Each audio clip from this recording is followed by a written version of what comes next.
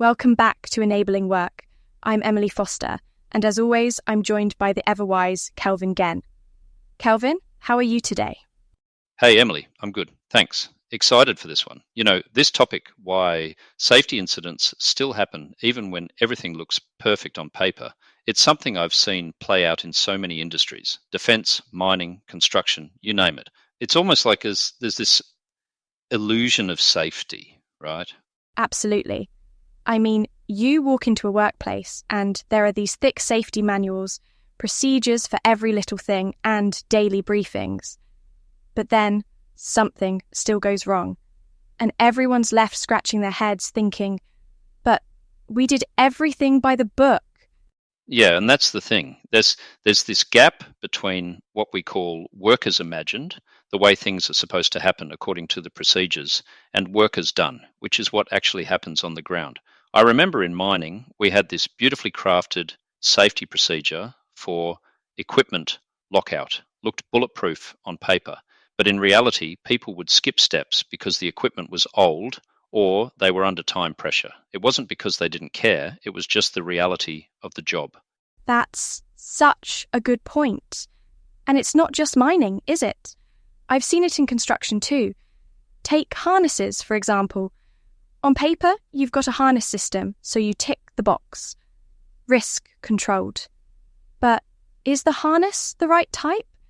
Is it in good condition? Has the worker actually been trained to use it? And honestly, are they even using it every single time, especially when the job's running late? Exactly. And sometimes the procedures themselves just don't fit the reality. I mean, I've seen logging operations where the machines that measure timber kept getting miscalibrated. The workers' bonuses depended on those measurements, so they started manually checking the timber to make sure they got paid fairly. But in doing that, they were bypassing the engineered safety controls and putting themselves in danger. Tragically, people lost their lives because of that workaround. It's a stark reminder that a control can look perfect on paper, but be totally ineffective in reality. It's heartbreaking, really. And it shows that safety isn't just about ticking boxes or having the right documents. It's about understanding the pressures, the motivations, and the real challenges people face every day. If we don't get that, we're just creating an illusion of safety, not the real thing.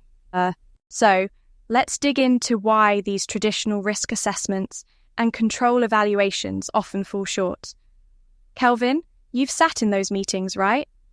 Where everyone just kind of agrees, yeah, that risk is low now, and moves on?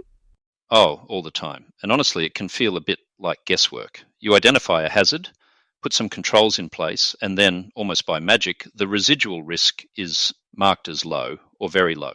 But how do we actually know? Most of the time, it's based on expert opinion, not on how those controls perform in the real world. There's this binary thinking, effective or not effective, but reality is way more nuanced. Exactly. And that's where the gradient comes in, right? It's not just black and white. There are all these little factors: equipment condition, training, time pressures, even just how easy it is to use the control. I remember a hospital I worked with where the administrative controls looked fantastic on paper. Loads of checklists, sign-offs, the works. But in practice, staff were so stretched that they skipped steps to keep up with patient care. It led to a near miss with medication. The paperwork said safe, but the reality was anything but.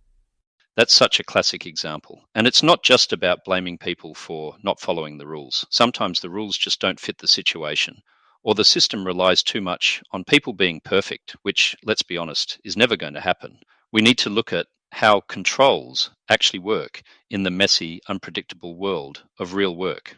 And that's where the idea of safety differently comes in, isn't it?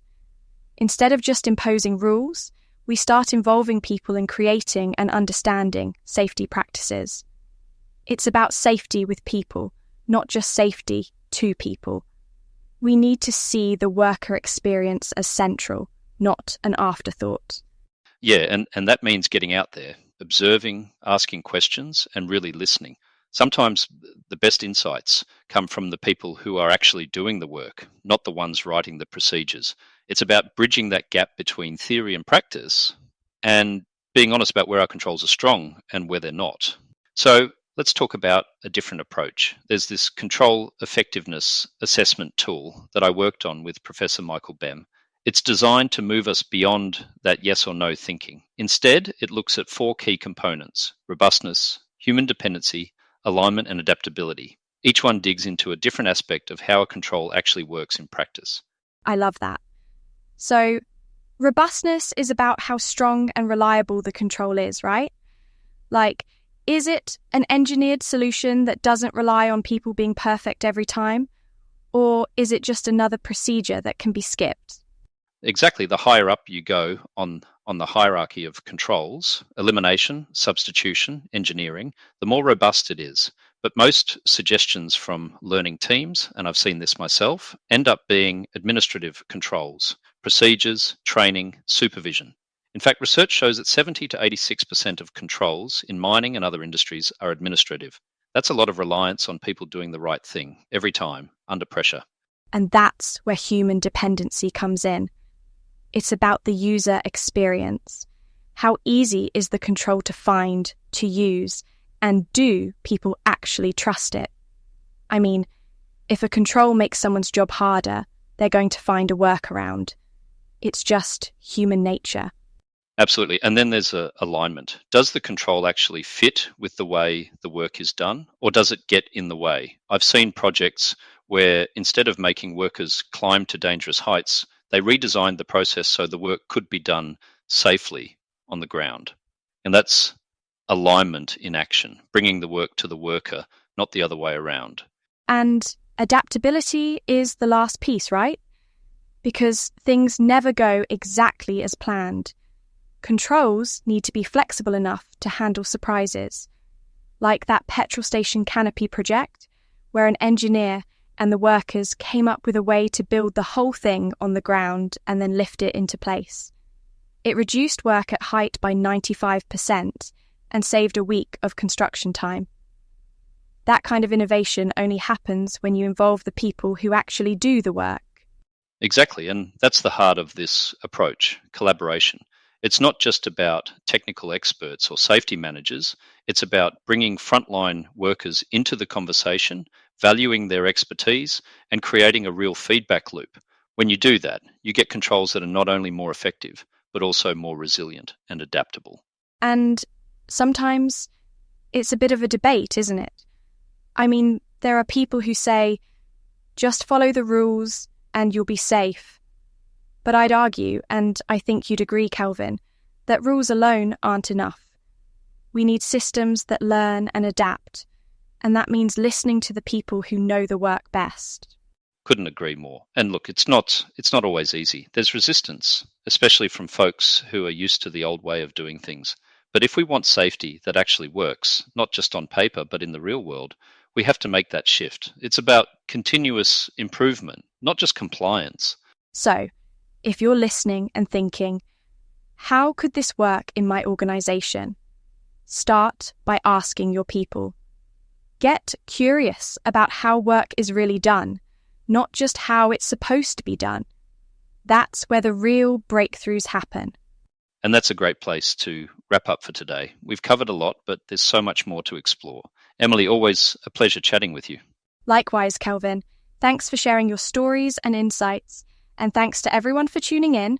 We'll be back soon with more on how to enable real, resilient work. Take care.